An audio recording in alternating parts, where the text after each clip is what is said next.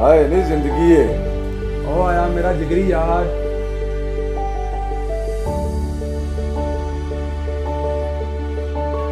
ओहो पुत्र तेरा यार है उनके मस्जिद दे भा।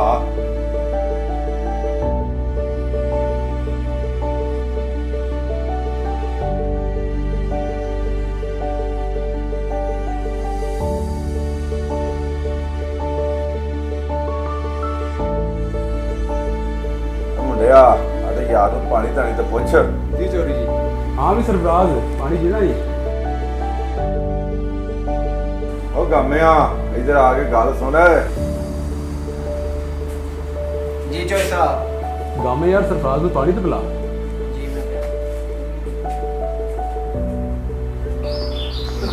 मैं कैसी है जवानी केड़ा बुढ़ा हो गया साहब जी पानी तो सरफराज में ले यार पानी।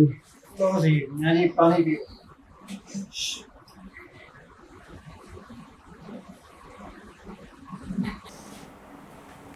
ओ पुत्र आए अपने यार ਨੂੰ ਰੋਟੀ ਟੁਕਰ ਪੁੱਛ ਰਿਹਾ ਚਾਰਾ ਕਿਉਂ ਭੁੱਖਾ ਹੈ। जी अब्बा जी पूछना मैं सरफराज रोटी खानी हूँ।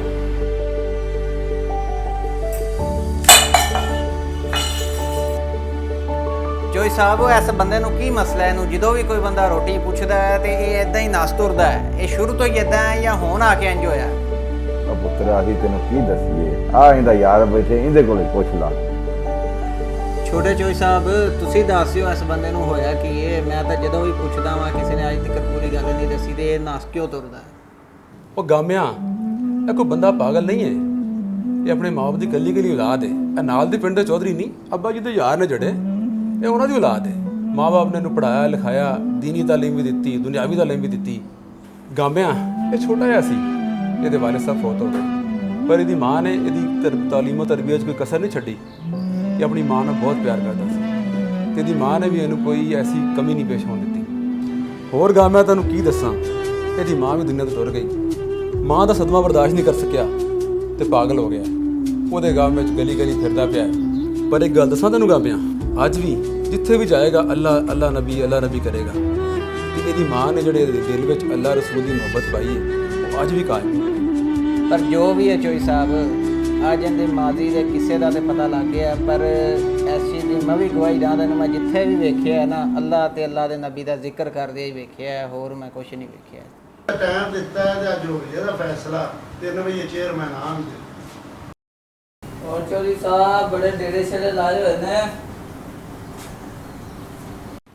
ਆ ਇੱਕ ਨੂੰ ਵੇਖ ਲਓ ਐ ਹਰ ਵਕਤ ਨਸ਼ੇ 'ਚ ਰਹਿ ਕੇ ਲੋਕਾਂ ਨੂੰ ਤੰਗ ਕਰਦਾ ਤੇ ਆਦੀ ਮਾਂ ਨੂੰ ਕੁੱਟਦਾ ਰਹਿੰਦਾ ਹੈ ਗਸਤਾਖ।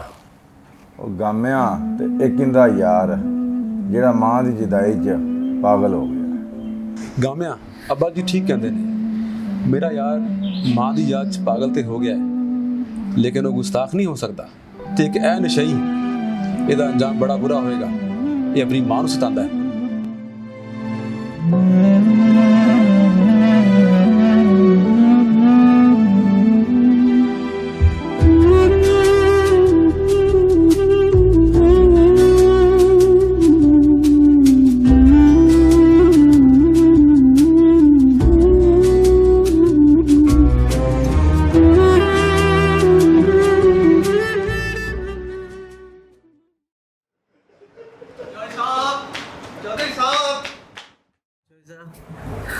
ਤੁਹਾਨੂੰ ਪਤਾ ਕੀ ਹੋਇਆ? ਉਹ ਗਾਮਿਆਂ ਬਹਿ ਤਾਂ ਸਹੀ ਕਿਉਂ ਘਬਰਾਇਆ ਕਿਉਂ ਹੈ ਬਹਿ ਜਾ। ਹਾਂ ਗਾਮਿਆਂ ਕੀ ਹੋਇਆ ਹੁਣ ਦੱਸ। ਚੋਈ ਸਾਹਿਬ ਉਹ ਜਿਹੜਾ ਨਸ਼ਈ ਹੈ ਨਾ ਉਹਨੇ ਉਹਦੀ ਮਾਂ ਨੂੰ ਮਾਰਤਾ। ਅੱਲਾ ਨਬੀ ਦੇ ਵਾਸਤੇ ਵੀ ਉਹਦੀ ਮਾਂ ਪਾਉਂਦੀ ਰਹੀ ਏ ਤੇ ਉਹਨੇ ਉਹਦੇ ਵਿੱਚ ਵੀ ਬੇਅਦਬੀ ਕਰਤੀ ਏ।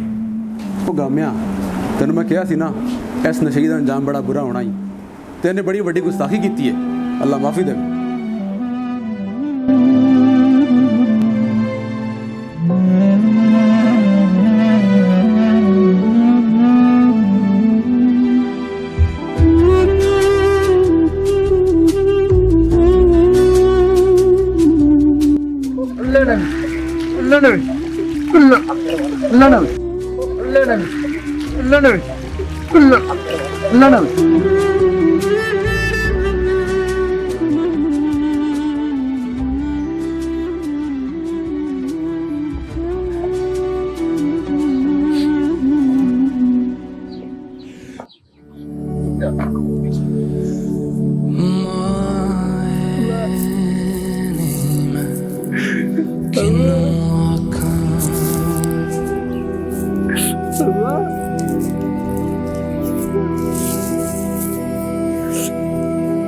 ਦੁੱਖਾਂ ਦੀ ਰੋਟੀ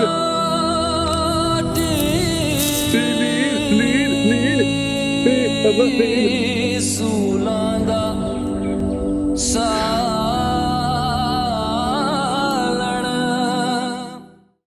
क्या हम में एहसास मरवत, एहसास फ़िक्र, एहसास ज़िंदगी और एहसास ईमान है? दरअसल एहसास की मौत इंसानियत की मौत है।